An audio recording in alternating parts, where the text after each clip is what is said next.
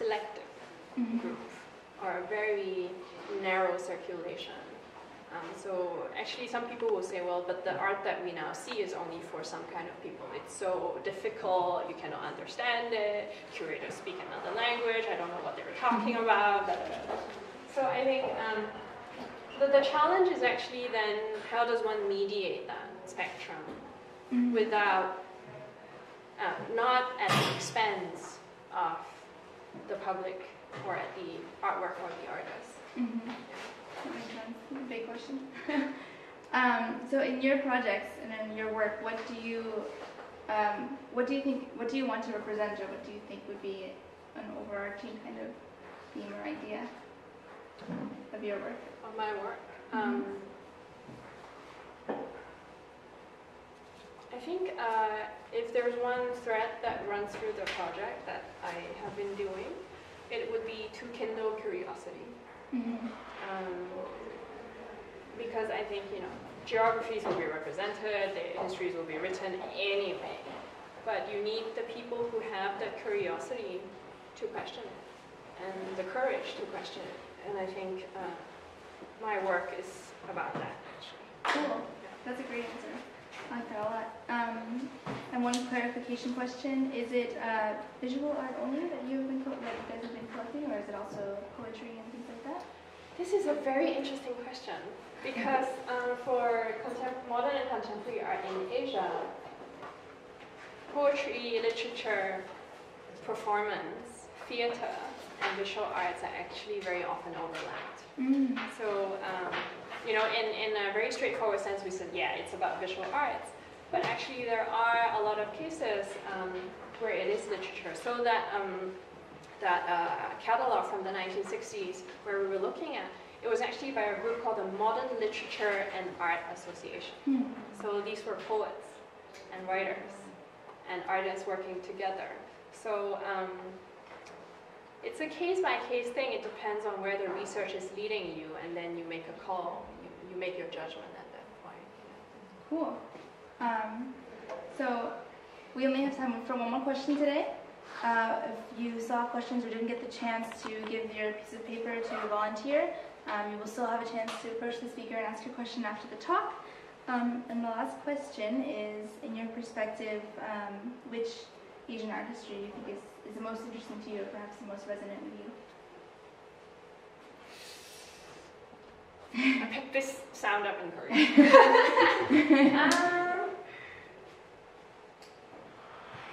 Actually, then, I'm very drawn to South Asia, actually, for various reasons. I don't know why, but I have a colleague who always tells me, you don't think about whether a geography becomes interesting to you or not. If you know one thing very well, from that one thing you can see the world.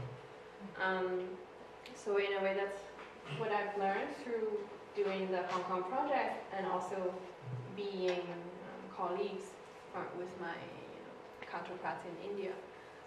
But yeah, I think I have a particular interest in India because it's such an extreme opposite to Hong Kong, where everything is so quick, and the city is so good at not remembering things, and there is this sense of loss almost.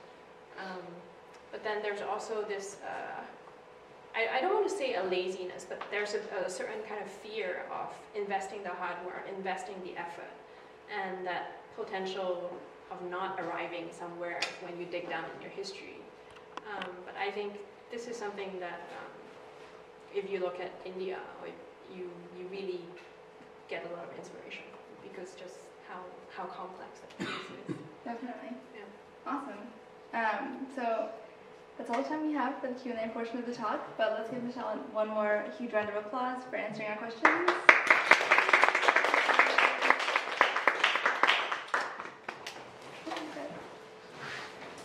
Thank you for sharing interesting talk with us, Michelle. Yeah, I think it was a precious time for everyone. And now, GIC Director Dr. Shin Kyung-gu will present you with a small gift of appreciation.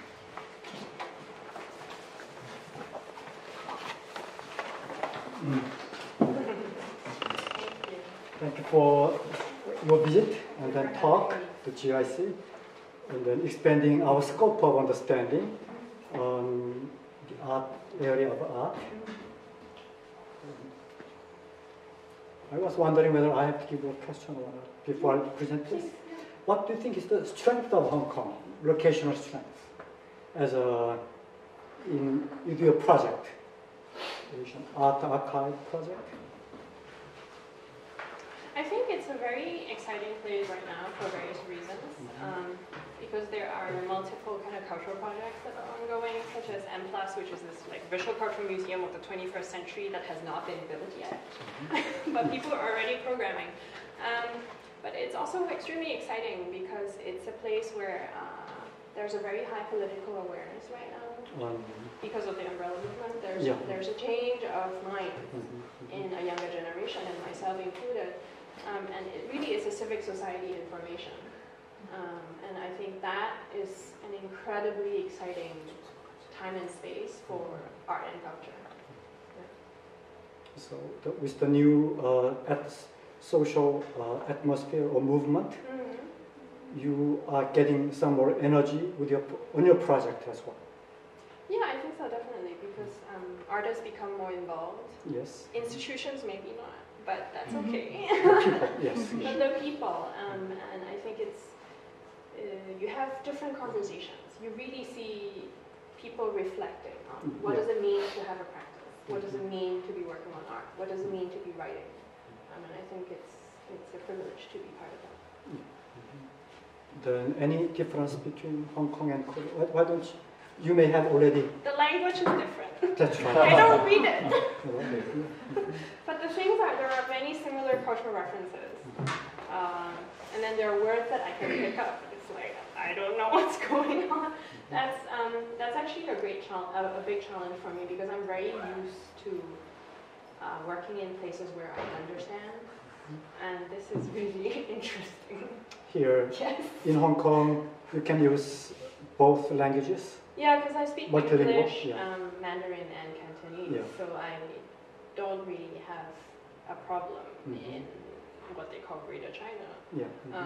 But here is like language barrier. Yeah, so you have to surrender, which is kind of nice. Don't give up. Letter of appreciation to Ms. Michelle Wong. We'd like to thank you for your support to GIC as a guest speaker on May 21st with the topic on Introduction to Asia Art Archives. Hope your archives can be even more successful thank you so with much. your presence. Thank you. Thank you very much. Thank you.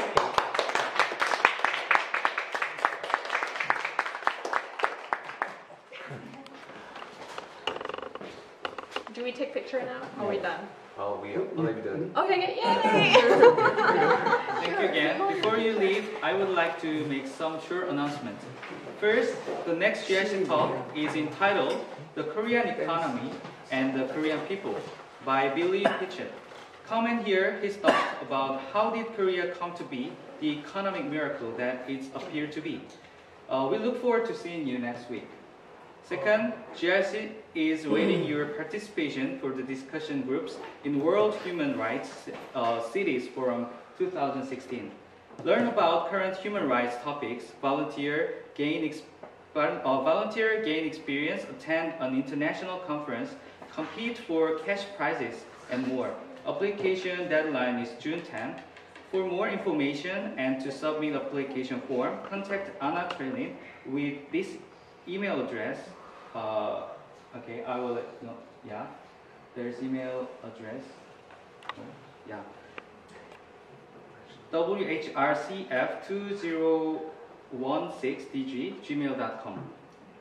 Third, if you didn't use your question paper, please return it to welcoming table behind you. Thank you for helping save paper. Thank you again for coming to today's GIC talk.